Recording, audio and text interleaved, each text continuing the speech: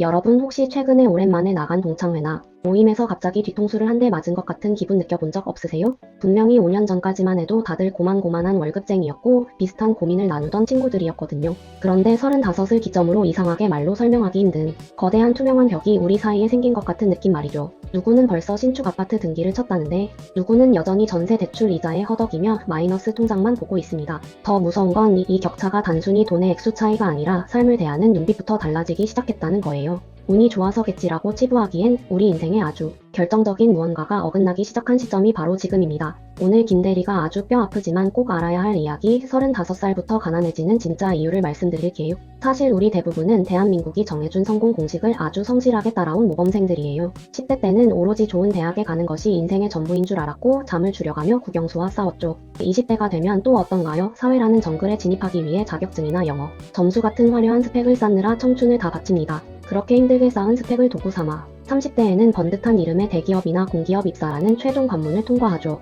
합격 통보를 받은 그날 우리는 인생의 모든 숙제가 끝났고 이제 탄탄대로만 남았다고 굳게 믿었습니다. 하지만 현실은 서글프게도 대기업 입사가 인생의 완성이 아니라 생존 게임의 새로운 시작일 뿐이었어요. 우리가 배운 방정식에는 돈을 버는 법은 있었지만 정작 돈을 지키고 굴리는 마인드는 쏙 빠져 있었으니까요. 남들이 다 부러워하는 좋은 회사에 딱 입사하면 한 2, 3년은 정말 세상 부러울 게 없죠. 꼬박꼬박 들어오는 월급과 대기업이라는 타이틀이 주는 안정감은 생각보다 아주 달콤하거든요. 그런데 이 달콤함이 사실은 성장을 멈추게 하는 치명적인 독약이 된다는 걸 그때는 미처 몰랐습니다. 수입이 안정적이다 보니 그동안 못했던 보상 심리가 발동하면서 재테크보다는 나를 위한 플렉스에 먼저 눈을 뜨게 되죠. 나는 이 정도 누릴 자격이 있어라며 취미생활과 해외여행의 연봉의 절반 이상을 태우며 허송세월을 보냅니다. 반면에 남들 쉴 때 공부하고 도전했던 사람들과 나의 자산 격차는 이 안주하는 시간 동안 조용히 벌어지고 있습니다. 결국 월급 루팡이 되어가는 나 자신을 합리화하며 빛을 잃어가는 것, 이게 바로 35살 가난의 시작입니다. 그런데 신기한 건 모두가 대기업에서 안주할 때 전혀 다른 길을 걷는 소수의 사람들이 있다는 거예요. 출발이 늦었거나 소위 족조소라 불리는 작은 회사에서 시작한 친구들 중에 이런 반전 드라마가 자주 나옵니다. 그들은 환경이 나쁜 걸 탓하기보다 그 안에서 실력을 쌓아 중견기업이나 대기업으로 점프할 기회를 노리죠.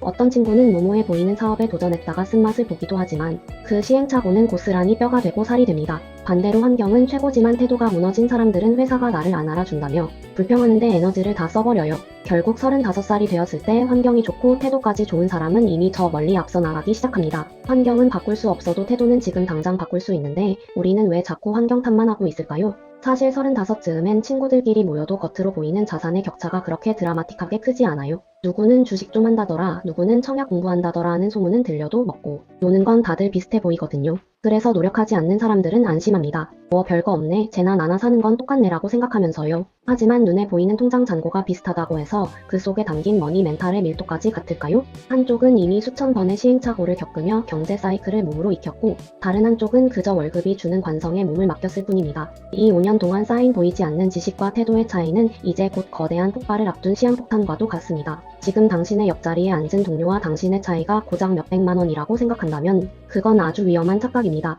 그렇게 보이지 않던 미세한 틈이 10년이라는 시간을 만나면 이제는 도저히 따라잡을 수 없는 거대한 절벽이 됩니다. 보통 경제 사이클은 5년에 한 번 주식의 기회가 10년에 한 번 부동산의 큰 흐름이 오기 마련이거든요. 35살부터 꾸준히 공부하며 준비했던 사람은 이 사이클을 올라타면서 자산의 퀀텀 점프를 경험하게 됩니다. 반면에 아무 준비 없이 언젠간 잘 되겠지라며 관성대로 살았던 사람에겐 그 기회조차 재앙으로 다가옵니다. 이제 45살이 된 친구들의 대화 주제는 더 이상 주식 종목이 아니라 상급지 갈아타기나 은퇴 준비로 바뀌어 있죠. 과거에 공부 좀 했느냐, 출발이 좋았느냐는 이제 아무 상관이 없습니다. 오로지 지난 10년의 태도가 결과를 말해줄 뿐이죠. 뒤늦게 어떻게 한 거야? 라고 물어봐도 10년의 시간을 되돌릴 방법은 세상 어디에도 없습니다. 성공한 친구들이 10년 전과 똑같은 조언을 해줘도 대부분의 사람들은 끝내 움직이지 않습니다. 지금이라도 늦지 않았어 라는 그 따뜻한 격려가 내 삶을 부정당하는 것 같아 오히려 불편하게 들리기 때문이죠. 우리는 본능적으로 변화보다는 익숙한 불행을 선택하는 아주 고약한 관성을 가지고 있거든요. 좋은 건 알지만 나는 지금 이대로가 좋아라는 말은 사실 변화가 두려워 내뱉는 비겁한 변명일지도 모릅니다. 머리로는 해야 한다고 외치지만 몸은 이미 퇴근 후 맥주 한 잔과 유튜브 쇼츠가 주는 즉각적인 쾌락에 길들여져 있죠. 그렇게 핑계를 대며 하루를 보내고 나면 내일은 오늘보다 조금 더 무거운 관성이 당신을 제자리에 묶어둘 거예요. 이 관성의 궤도를 끊어내지 못한다면 당신의 40대는 30대의 복사판일 뿐이고 그 격차는 확정될 수밖에 없습니다. 누군가는 지금 나는 이미 늦었어라며 포기하고 싶겠지만 사실 지금이야말로 당신 인생에서 가장 빠른 시점입니다. 양극화의 시대가 평범한 사람에겐 재앙이라지만 반대로 태도를 바꾼 사람에겐 당분 일의 가장 큰 축복의 시대거든요. 예전에는 큰 자본이 있어야만 가능했던 기회들이 이제는 오직 당신의 노력과 아이디어만으로 열리고 있습니다. 지금 당장 1,000만 원을 더 버는 법을 찾기보다 먼저 세상을 대하는 당신의 머니 멘탈부터 재설정해보세요. 오늘부터 당장 작은 습관 하나만 바꿔도 10년 뒤 당신이 마주할 성적표는 완전히 다른 숫자로 채워질 겁니다. 35 혹은 45 나이가 몇 살이든 당신의 태도가 바뀌는 그 순간이 진짜 부자의 길로 들어서는 첫날입니다. 더 이상 관성의 노예로 살지 마세요.